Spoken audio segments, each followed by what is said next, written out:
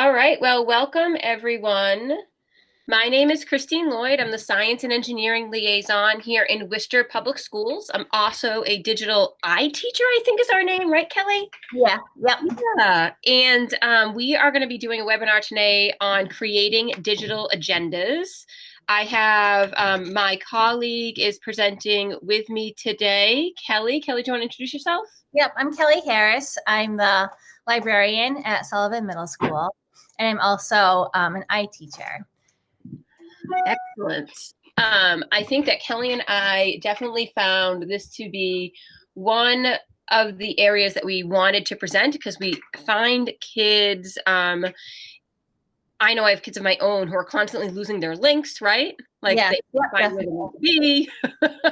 So we wanted to have them organize themselves. Yep. All right. So we'll start by just asking, right? Do you or your students struggle with finding links, remembering schedules, forgetting due dates and deadlines, and organizing materials? And all of these are this piece of what you call executive functioning. Yep. What do you think? Should we have them watch the video? Yeah, that sounds good. All right.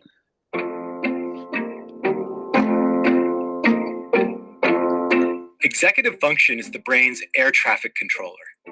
It intercepts a tangle of inbound thoughts and impulses and steers them towards productive outcomes. Executive function helps students stay focused, plan ahead and set goals, regulate emotions, monitor their own learning, and think flexibly and creatively. But children aren't born with executive function skills. They develop over time. In fact, the prefrontal cortex, the part of the brain which houses executive functions, is still maturing well into our teens and 20s. So teaching executive function skills should start early, be reinforced regularly, and continue up through high school, at least. How do you do that? Don't just teach content. Look for ways to take a step back and give students the skills and the discipline to learn on their own. And remember that failure is part of the process. Academic preparation needs to be taught. Show students how to use calendars and to-do lists, for example, to manage their time and plan ahead. Encourage students to ask questions like, do I have a plan for succeeding at this? What was confusing or difficult about that task? How can I do better next time? The research shows that metacognitive strategies lead to better preparation, planning, and performance. And high stress levels can impair executive function. So consider activities like mindfulness or meditation to help students deal with stress. And don't skimp on recess. Spend the time. The research backs you up. Executive function is a more accurate predictor of success than test scores, IQ, or socioeconomic status. So this link will be here for you if you want to kind of finish watching the movie or see what more they have to say on executive functioning. But what Kelly and I really wanted to focus on, you could probably guess, is this idea of using calendars and setting schedules to help them be able to be more successful in this remote learning environment. And that all has to do with this idea of executive functioning. Oops. All right. So what we're going to do is we are going to walk you through how to use Google Calendar. This is a great tool that all students, teachers have access to. It's free with their Google Suite apps. On each of the pages, you are going to see the steps laid out for you so you can go back on your own time and do this. But we're also going to walk through the steps with you one at a time as well. So the first thing you're going to want to do is know how to find your calendar and then how to create an event. So I'm going to come over here. The first thing you do is you go to a new tab. I think, was that the doorbell? Is someone trying to come in? Nope. Oh, I think it was just a notification. Okay. So you come over here to a new tab and you want to find your waffle, which are these 9 little dots up here. And when you find your waffle, then you're going to find your Google Calendar icon. Now, if you don't see it in this first group of icons, you might have to scroll down, but most likely it's going to be here right at the front. So you find your Google Calendar icon, and then you go ahead and you click that. Now you are in Google Calendar. The next thing you're going to do is simply hit the plus button. So again, you go to a tab, you find your waffle, you click on your waffle, and you find that calendar icon. Once you're in the calendar, then we just go ahead and click the plus button. So the great thing about Google Calendar is that it gives you so many options for how you want to use the function. So again, here are all the options, and I'm going to go through with you kind of how to enter in all of them. For students, they can title their event whatever they would like. They can choose a date for their event and choose a time. They can invite people to their event. Now, in Worcester Public Schools, students cannot add Google Meet video conferencing, so they can't add a Google Meet link to it.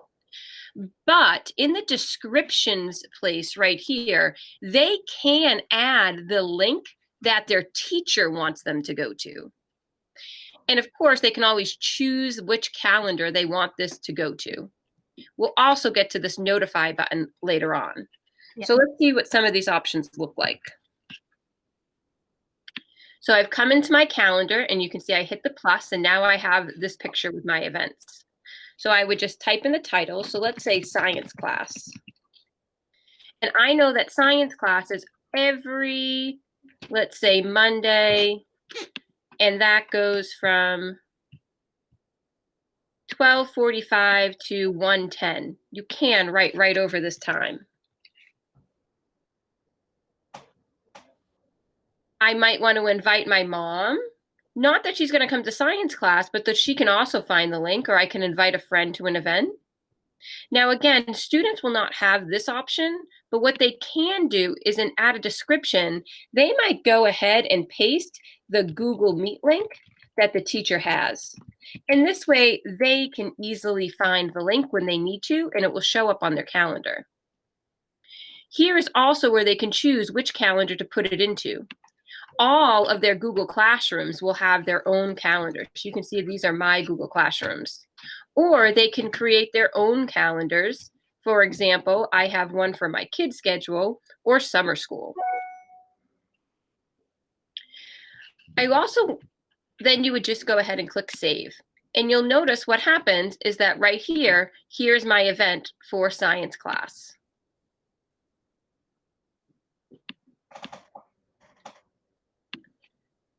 Those aren't the only options, though, that Google Calendar gives us. If you were to hit more options on that button I just showed you, the place I just showed you, it will also bring you over here where you can decide if you want that event to happen all day. You can repeat the event so that I know I have science class every Monday at that time for 6 weeks. We're going to set notifications here. And you can also choose the calendar and the color, which might help you be able to find your calendar easier. Let's see what some of those tools look like. Kelly, any questions over there in the chat yet? No, not yet. Excellent. So again, I come to my waffle. I find my calendar. I hit this plus button. And it will bring up my pop-up menu to go ahead and create an event. And now, instead of typing everything in, I'm going to choose this more options. And again, I can type in my title. I can choose my day and my time.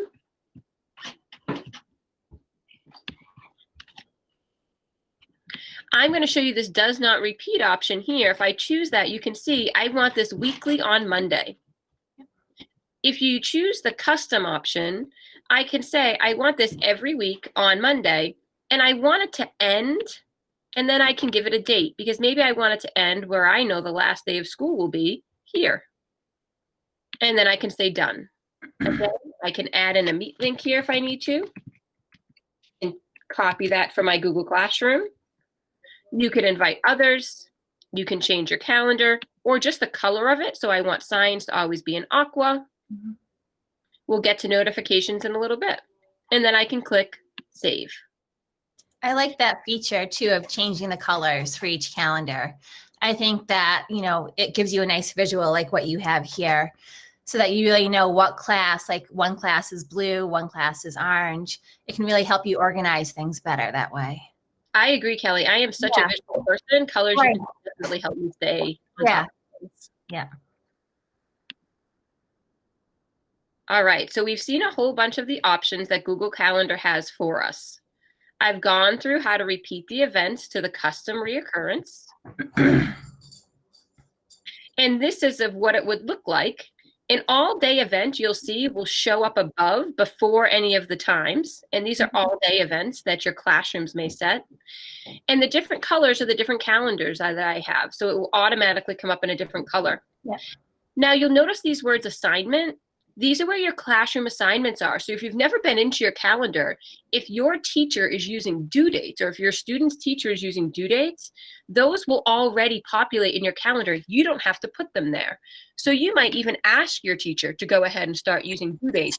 And that will help you keep track of which assignments are due when. Yes. I'm just going to open the door for my dog here.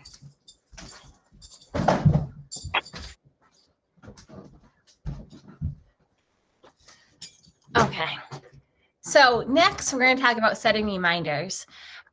Reminders are really a valuable tool too with the executive function and in creating a digital agenda. An event, I like to think of it as like someplace you have to be. So whether it's a Zoom meeting or whether it's a phone call, it's a place where you have to go. A reminder is just that. It's going to remind you of an event. So maybe you want to be reminded of homework, or maybe you want to be reminded of a reoccurring schedule. So to set a reminder, we're going to go ahead, open the Google Calendar, and we're going to I'm going to pause you for a minute because I'm going to stop sharing so that you can share your screen. Yeah, let me share my screen. They can see what you're doing. Okay. Kelly, what's your dog's name? Bandit.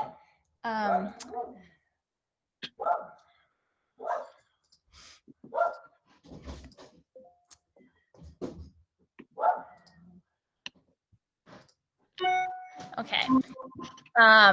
So let me present this to you. So, oops, let me go back.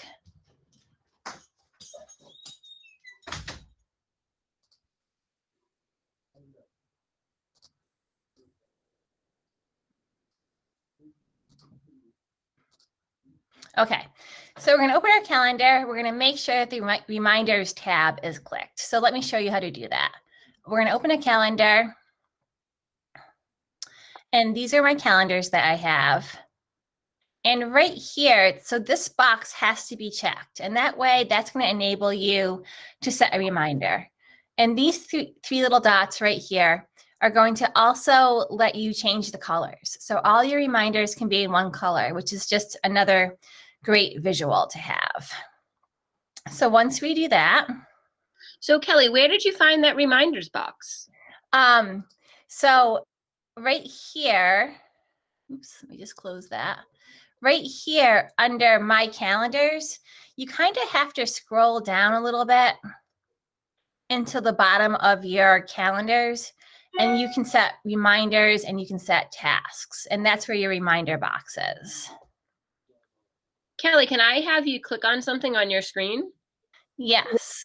On the top left, next to the calendar icon, can you click on those 3 linear bars? Yes. So sometimes, just so you know, if you don't see what Kelly was directing us to in those options to find our calendars, it's just because you've hidden your main menu. Because 3 bars is always the main menu in Google. So go ahead, click it again. Okay, good point. Come back up.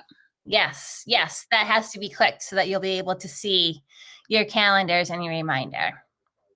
Okay, so once we do that, next we're going to click on an empty slot in the calendar, and then we're going to click reminder. We're going to type the type of reminder we want or the name of the reminder. We're going to choose a date, time, and frequency, and then we're going to click save. So let me show you how to do that. So perhaps on the 21st, we need to turn in homework. And once I click on the 21st, it gives me these options. Do I want to create an event? Do I want to say I'm out of office, a reminder, or a task? A task is also a great tool to use, but it doesn't allow you to set times. So that's why I like the reminder better, because it does allow you to set a time. So perhaps I want to say science homework turn in.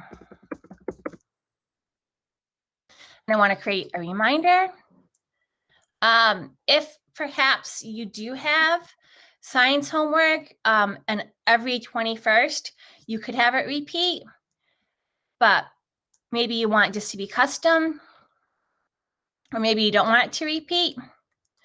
Perhaps you want to pick a time that it's due. So perhaps it's due at 12 p.m. So you would select that. Then you could hit save. And now right here, this is my reminder. And another nice thing about reminders is that you can edit it. So if the teacher gives you more time and you want to change the date, you can, but you can also mark it as done. So once you complete it, once you turn in that homework, you can mark as done. I love that off my list. Yeah, it's another thing off your list. And then like it tells you, so you finished it today actually. So it will move the reminder to the day that you finished it. So I completed this reminder on Thursday, November 12th. What a great tool. Yeah, so it's a really good tool. And like I said, you could use it for going to the gym, remind yourself to go to the gym, to make a phone call. But really, you know, even to study for 10 minutes every night, you could have a recurring reminder, you know, study 10 minutes every night. By the end of the week, you have a good block of studying done. So Kelly, one more time, I noticed when I hit create event on mine that I didn't see an option for task or reminder. Why was that again? Oh, because we didn't click down here. So right down here, you have to make sure that you clicked reminder. If I don't click reminder and I go to create an event, it doesn't give me that option. Thanks, Kelly. So, yep, I have to make sure that it's clicked. Okay, so the next thing, the next tool is sharing a calendar. And I think this is important. Perhaps you have a study buddy, so you want to share when you're available. I think this is great for parents to do with their kids, for kids to do with their parents.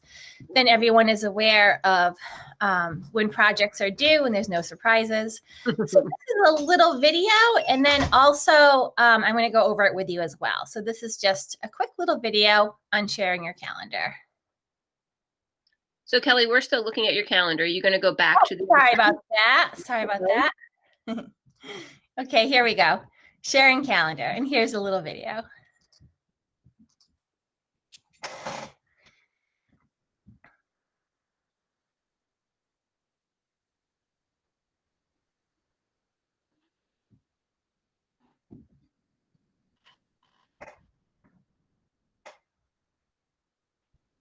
And that's really it. It's pretty easy. So let me just walk you through it now. Go on to the next slide. Maybe I have to stop this first. Pause. Oh, the next thing we're going to go over is joining a meet from Google Classroom. So like. Are you going to show us how to share the calendar first? I'll do that first. Great. Okay. So sharing a calendar. So the same thing that we do before, we go to My Calendars, choose what calendar to share, click on the three dots, and then choose Setting and Sharing. So we go up here. So we're still looking at the slide deck. Oh, we go up here to My Calendar. We choose a calendar to share. So I'm going to choose Kelly Harris calendar. Click on the three dots. Go to Settings and Sharing. And then there's a couple of ways that you can share your calendars from here. So you can get a shareable link. So perhaps if you are in a Google Meet, you could always click on this, copy the link, and put that link in a Google Meet. You could email that link to somebody. That's one way. But another way is that you could add people. So once I click it, different names already come up and I can invite them right from here. I also type in a name. So perhaps I'm going to do a project with this person, and then I can give her permissions. Do I want her to see all the events? Do I want her only to see when I'm busy or free? Do I want her to be able to make changes? Or do I want her to be able to make changes as well as manage sharing? Perhaps I only want her to see the events so that we know when to work together and when we can't work together. And then I would hit send. And now she will be able to see my calendar. It will come up on her side. And it's good for parents to do with students, for students to do with their parents. Then everyone knows when different assignments are due and when people have availability, or even, for after school things like dancing or soccer, different events. Now everyone knows what the schedule is. Love it. So let me go back. So this is what Christine was talking about earlier. This is the Meet link that's in Google Classroom. So we're looking at the calendar still. Oh, sorry about that. I keep forgetting to share my new tab. So this is the Meet link in Google Classroom. So this is my Google Classroom. This is the Meet link. This is what students can copy and paste into their Google Calendar as a detail. So let me show you this. So if a student wanted to copy this, go into their Google Calendar, they could say class. And then under the descriptions, whoops.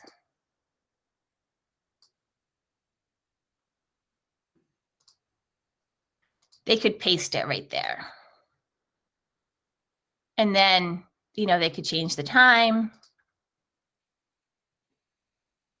So perhaps the class is 1:45 to 2:30. They could email it to mom or their friend, let them know, and then they would hit save it, and it would automatically email that Google Meet. And that way also students would have it in their classroom. So I'm not sure we want to be emailing our Meet links to our friends, but definitely sharing it with our parents so that they know you lose something where it is important. Yes. Yeah. Or if our friend in the class for some reason can't get in, or sometimes those things happen. Okay, so it's the weekend and you don't want to get notified of all the things that are happening. Google Calendar notifies you 3 different ways: through an email, through a desktop, or through an alert right in your Google Calendar. So now we're going to edit an event. So we're going to open up a Google Calendar. We're going to click on the gear icon and click settings. So let's do that. So here's my calendar. Oh, got to share that tab.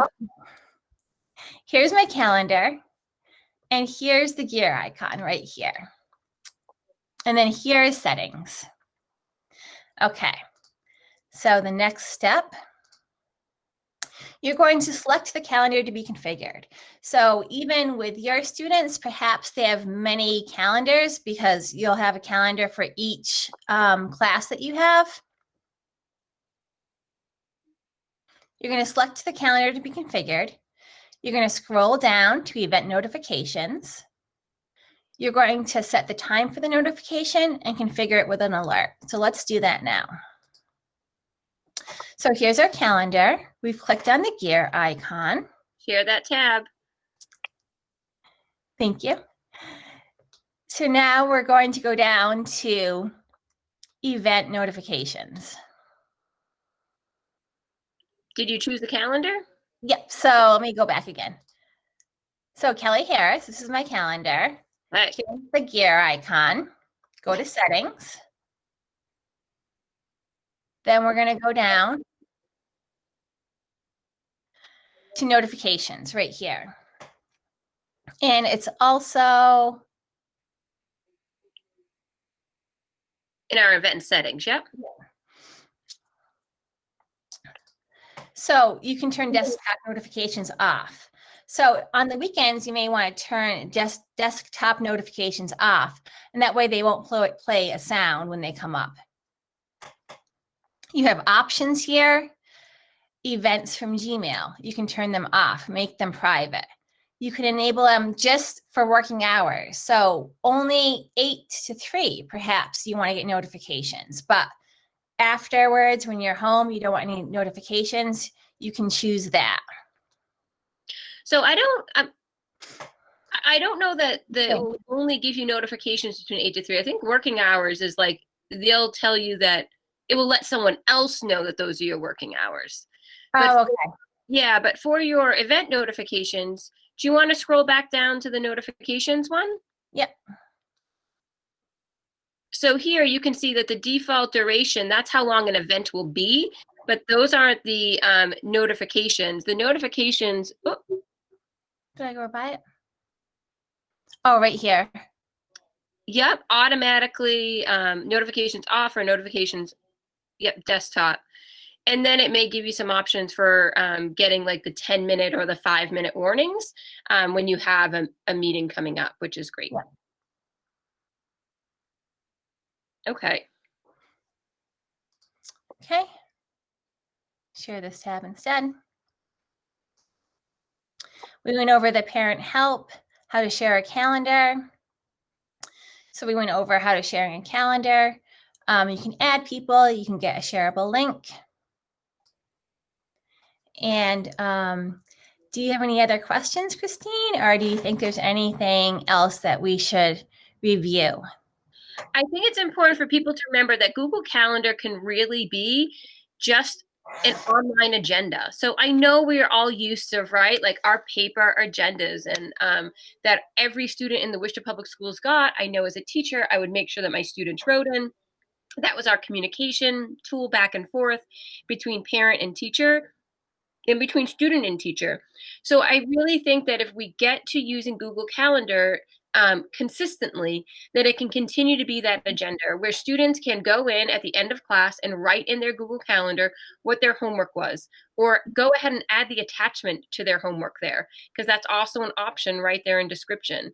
And I hope people can see how powerful this tool can be as we go back to that executive functioning piece to help students stay organized, to help them set goals, and to be able to make transparent to everyone of the caregivers what is due when and what is expected when and where they're supposed to be when. So it's definitely a great tool, and technology makes all those repeating easy.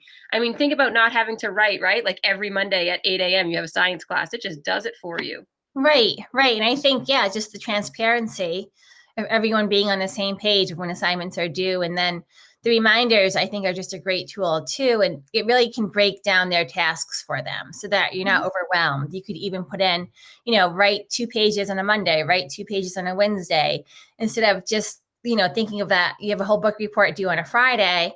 If you break down those reminders and then check it off, okay, I've done 2 pages, that's not so bad.